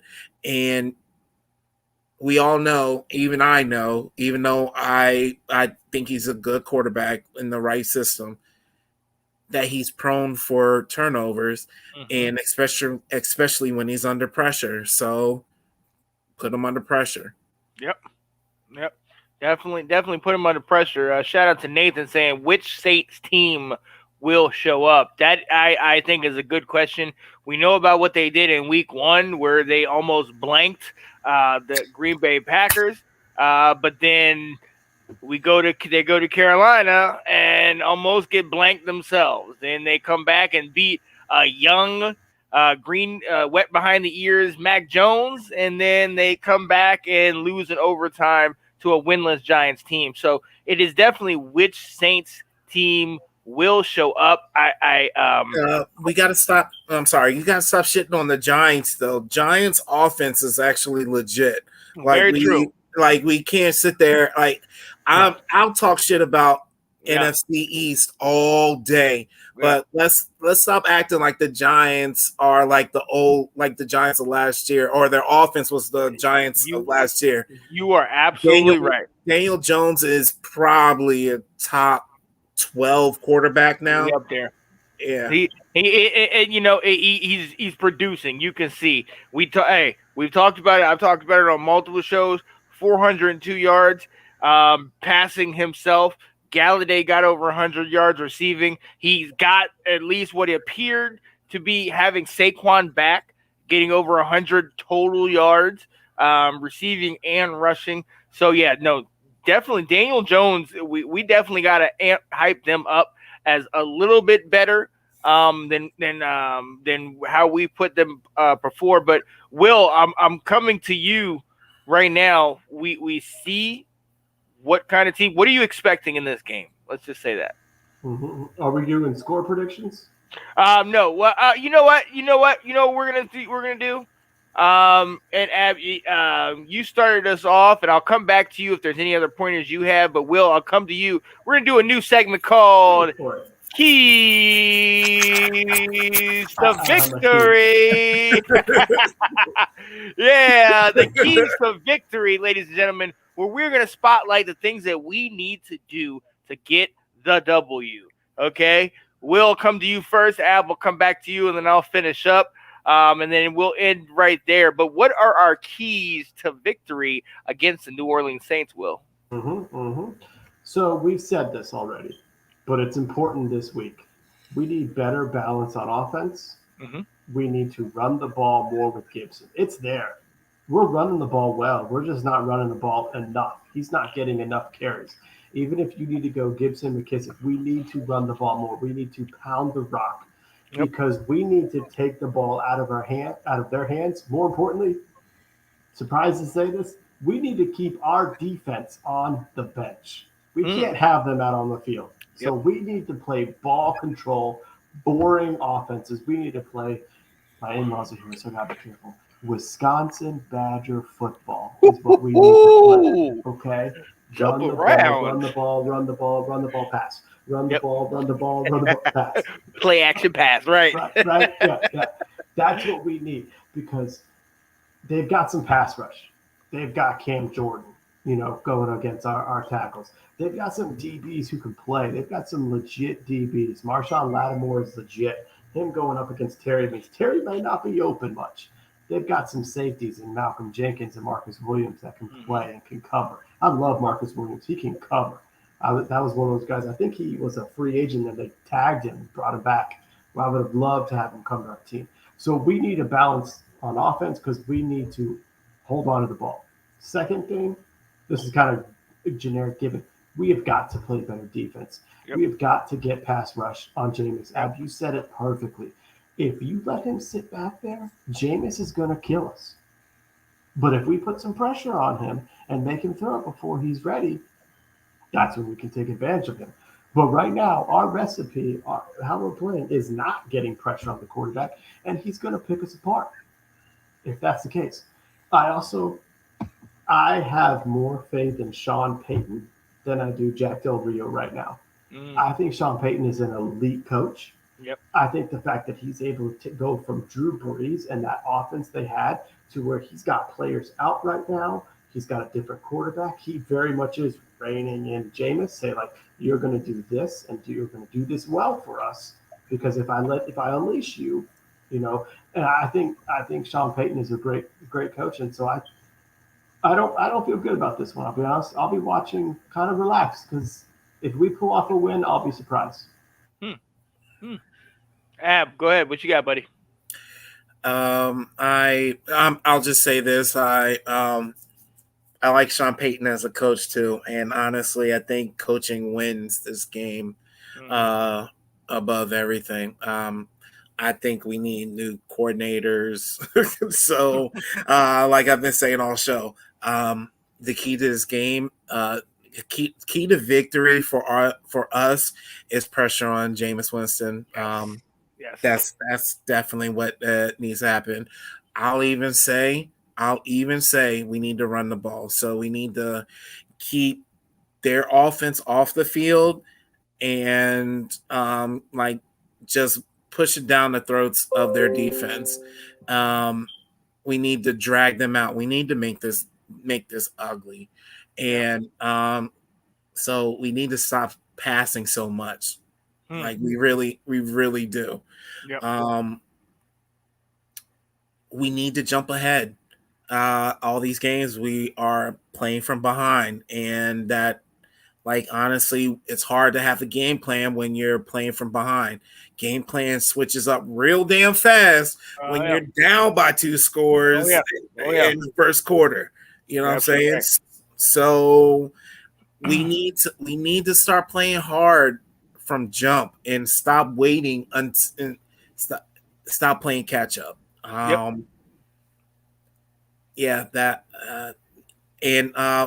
diversity in play calls. Yes. Defensively. That's I harp on. That's probably the main thing right there. instead of just the 4 rush. Like we need to, we really do need to start blitzing a lot more, and that needs to happen. And honestly, I'll even say it on offense too. We need some different plays that Taylor Heineke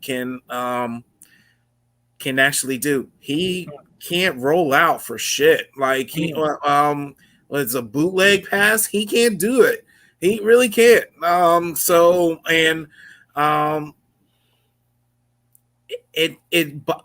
this is another question that I wanted to ask you guys. You guys don't think it's an issue that Taylor Heineke, it's either all or nothing with his throws and stuff like that? Like it's very big plays, or like the fact that we can't do these small plays like these dinks and dimes and stuff like that, especially towards the end of the fourth quarter, like towards the fourth quarter, that we can't do that. Yeah, I'm gonna tell you, Taylor Heineke reminds me of the phrase "scared money don't make money." You know what I mean? Like he just seems like, hey, balls to the wall, let's do it. 2 years ago, a year and a half ago, I was sitting on my sister's couch, trying to be an insurance salesman. You know what I mean? Like he just seems like, whoa, insurance salesman here. Whoa. But you are correct on what your analogy is. But whoa. Shout out to my guy, Will Kramer. If you need insurance, you got to go to my. I didn't say I do personal lines like that, but I am an insurance salesman. Hey, look, all right, look.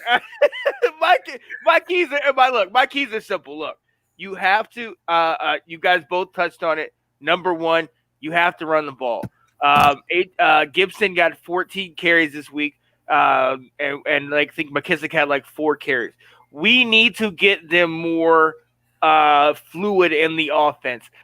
This game, I think, will be won by one on offense, ball control. Us being like the Giants in the 80s and the 90s, where we had like a 12-minute drive. We need to be running. Get these guys going. Get that motor going. And as far as on defense, World War II, the Germans used this, and they named it Blitzkrieg. We need to come. We need to bring the house. We know what Jameis is. Like when he's good, he'll pick you apart. We saw what he did in week 1, but we also saw what he did in week 2 when he's gonna throw and he's gonna scramble and throw a deep pass off his back foot, and he resorts to some of his old things sometimes, and I hate it because I want to see more positives from him. On defense, I think we need to blitz, and more blitz on him. And I think we need to, whenever that man named Taysom Hill comes in the game, we need to focus on him. We need to let him not beat us, because as we saw last week, he comes in the game and he changes it up, and it's almost like he kind of disguises some of the things that glosses over some of the stuff that Jameis does. We need to focus on Taysom Hill, and because like you guys have said, the coaching, Sean Payton, his genius is going to rear its ugly head in this game. If we can't get on turnovers and things like that, he's going to figure out a way, be it a turnover, be it a onside kick at a random time, or going for it on 4th down, or sending a crazy all-out blitz when we need a 1st down. Whatever it is, he's going to figure it out. So I definitely think we have to dictate this game.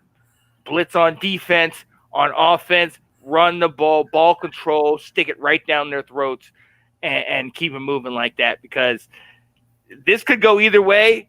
But I think I'm going to be there, so we will win the game. Okay.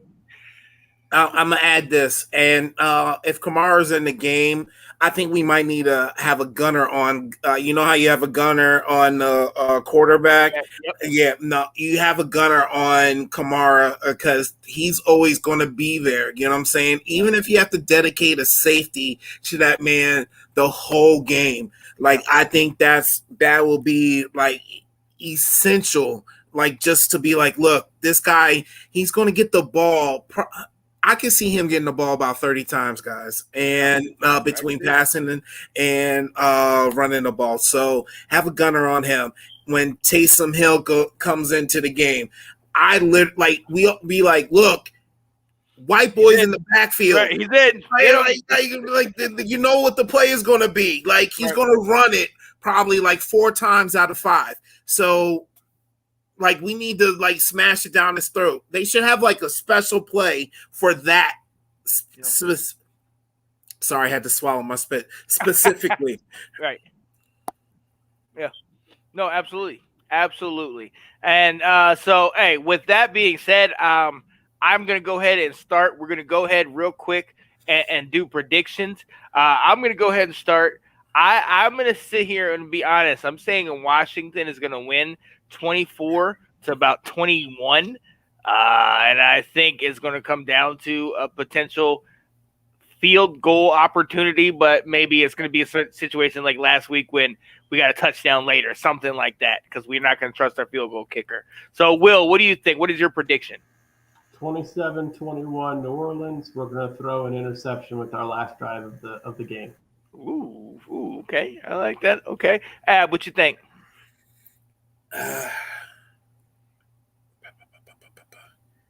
I'm going to say 30, 31,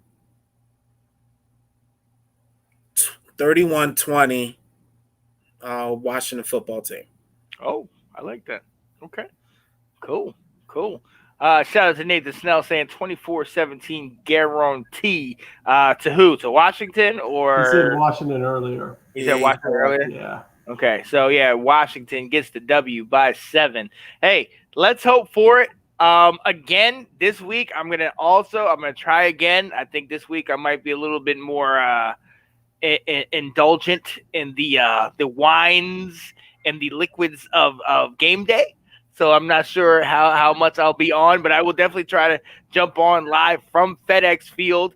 Got some friends, like I said, coming in that live in Chicago now, but they're from New Orleans, and they've been dying to see this game. So hopefully with the way that both of us are playing, this is just a great game, goes down to the wire. I am so excited to go there and see it.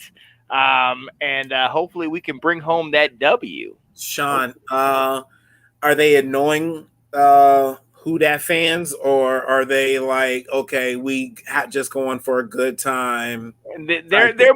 They're more going for a good time. The guy is so the lady is a friend of me and my fiance is from Chicago, and her boyfriend, partner, whatever. Him and I kind of got together cool when I went out to Chicago to help Kat when she had a hairline fracture, and him and I went out and randomly hooked up one night on some watching random football on a Monday or Tuesday night when all that stuff happened with COVID and everything, and right.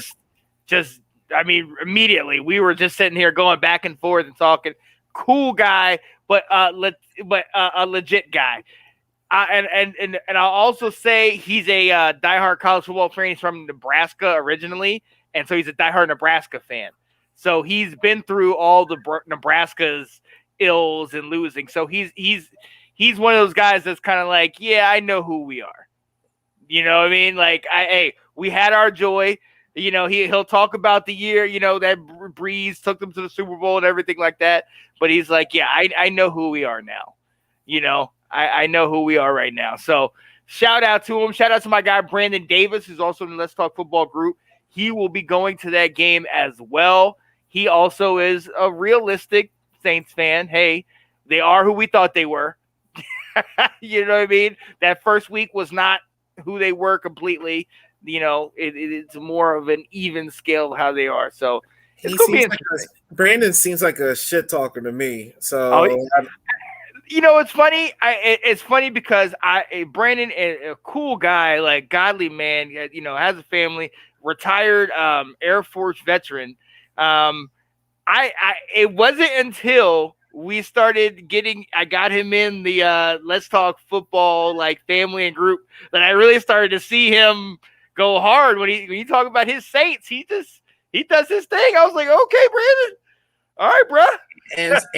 and Sean, I assume that, like, from how close you guys are, like, you've known him, but I don't even know him like that. I've known him from the chats on Facebook, and I've going back and forth with him and everything like that. So I'm like, that's how I know. I don't even know the cat, and I'm just like, yeah, that dude talks a bunch of shit. So I'm like, it's almost like borderline, like, will I get along with you? Right. y'all definitely will get along. Definitely, definitely have the respect of service. But also, yeah, just he knows his stuff, and he just loves his team like we love ours. You know what I mean? So he has the inside scoop on his stuff, but yeah, he definitely loves them Saints. So. Right. Definitely do that. But look, ladies and gentlemen, we have to let you go. We have been with you for nearly what? You want to talk? It's been 3 weeks. I whooped your ass on fantasy. You didn't. You're trying to let me get through. You're trying to cut this out. I beat Ab by almost 100 points. I beat Sean by almost 30 points. Whooped your butts in every single week. You know what? I'm gonna do it. Let's go. All right. See that? That's what I love. I'm sitting here trying to tinker with my lineup. I don't like my running back. I can't stand Miles Sanders. I'm trying to get a new running back. Right as we talk about, I can't find anybody good. And you all about to try and cut it off on me. Ladies and gentlemen, I lost by less than a point. Less than a point to what's his name? To Nick. Look at the score. Oh my goodness! You wouldn't believe this. Oh man! Yeah, and I got Nathan here week 5, but look at week 4. Oh, look at that! 199.06, 198.12. Oh, it's because I had Robert Woods in there, who is just terrible this year. Oh my goodness! Man. But I am in first place in the NFC Beast of our division at 2-2. So. Oh, to be continued. I'm still trying to figure out how to make this one. No, I'm the 1 seed. I'm calling it. But you got to leave it. You got to leave it. I gotta get my football team. So you're saying don't change it now, Will? Right, hold up. Well, yeah, right. Hold up. I'm tired. Wait, hold up. Look at this league. As far as the North, the Palmetto Skins, the Herndon Double Deuce, and the DMV Supermen are tied for number 1. Oh, yes. Who whooped you? You know what? I don't know what you're talking about. You know what, ladies and gentlemen? Let's go back to it. I will. Palmetto Skins 2 weeks ago destroyed me 138 to 109. Oh. It was rough. Hold on. That wasn't even the hurting, man. Hold on. It's the week before. That's when the hurting happened. Oh. Because I beat Delilah like a mug. Like, oh yeah, right here. Here we go. Like she owed me money, bro. Yeah. 199 to 138. Just annihilated her. Go 1 week gives back. It Zeke. I know y'all not sleeping on Zeke now. No. I know y'all not sleeping on Zeke now. Wow. Yeah, but why is he questionable right now? Oh, I have no idea, bro. Yeah. Let's see what we got here. 1 week back. Oh my goodness gracious. Week 2. Yeah, there it is. There it is. Ab, would you like to speak on this? Oh, is this neat? Oh, like Will a lineup? No, that's when you put it on me. See, what had happened was Right. see, what had happened was Woo wee! Oh my goodness gracious! oh man. Oh. Ladies and gentlemen, I tried to bypass this segment, but you know what? To Will's credit, he got me. Hey, you got to hold me accountable. Iron is sharpening iron. I did get the W this week. I would like to mention that. I did get the W. I beat Show Me Your TDs, who had previously been undefeated. Ooh. Oh, yeah. So I'm definitely saved Big my deal. season. And Janae whipped up on me. Oh, Janae Struther, who's doing her thing. The Knights Rosario, we see, got the 1-point victory over Palmetto Skins. And Baltimore Elite got their first W this week. And shout out, I think Janae is watching us now, because as soon as you said that, Ab, there was a like that came up on the screen. So no, wait, correction. There was a love that came up on the screen. She loved it. Shit. Oh man! Oh, out of the woodworks comes here. No, don't say Brother. shit the whole show. I'm killing it this week. Unbelievable! Oh, Wow. Let's go. Hey, ladies and gentlemen, we are doing well. Look, we have to preview next week's games. And I'm getting the look from my producer. I'm getting the look. She's staring holes in my eyes. So I got to talk about next week's game, and then we got to go ahead and cancel it. We have gone really long tonight. You're right. But hey, we weren't here a week ago. A lot of anger in that last game. We definitely got to do this. All right, next week coming up, I play 2-2 Herndon Double Deuces plays the Knights Rosario in a crucial matchup. Right now, he's got the 5-point advantage over me in the projection. The Palmetto Skins at 2-2 play Baltimore's Elite. Oh, Baltimore's Elite, who had started at 0-3 but led the league in points scored. Oh man, the 2-2 DMV Superman, Mr. Abs, goes against Show Me Your TDs. 3-1. Okay, and Delilah Crespo, team Crespo Piratas, is playing Dallas comeback Janae Struther for another week. Guys, this is getting nice. It's getting good, guys. I hope you're paying attention. You know what? I hope you're not paying attention, because if you come against me, it's game time. Cutthroat. Look, ladies and gentlemen, all right. I did it, Will. I showed the scores. Showed how you whooped up on us. I've been waiting 2 weeks. We might need to start with that one next week so we can see, especially if I get the W. Look, ladies and gentlemen, we have to go. We absolutely have to go. I appreciate y'all sticking with us. Nathan, Anthony just left. Couple other people. Janae's on here. A couple other people paying attention, watching. We appreciate the love. We appreciate y'all going back and forth with us.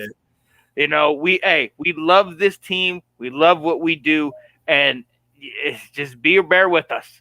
It's gonna be 2-2. We still got 13 to go. You know what I mean? Yeah. So it's still early. So let's see what we got. Hey, for me, Mr. Sweater, Sean Spencer in the building. My guy over here in South Carolina's Eggplant, Dub K, Mr. Will Kramer. DBU. Yes, sir. And my guy, the shirtless wonder, Mr. Avlo. Yeah, buddy. Hey, we appreciate y'all watching us, ladies and gentlemen. Tune in next week as we talk about that W, hopefully. We love y'all. Appreciate y'all. Deuces. Hello, everybody. Hey, what's going on, guys? I am Janae Struther. I'm Sean Spencer. We are back. We are back, ladies and gentlemen. I gotta go out and hold up. Come on. The line. The line. New man on the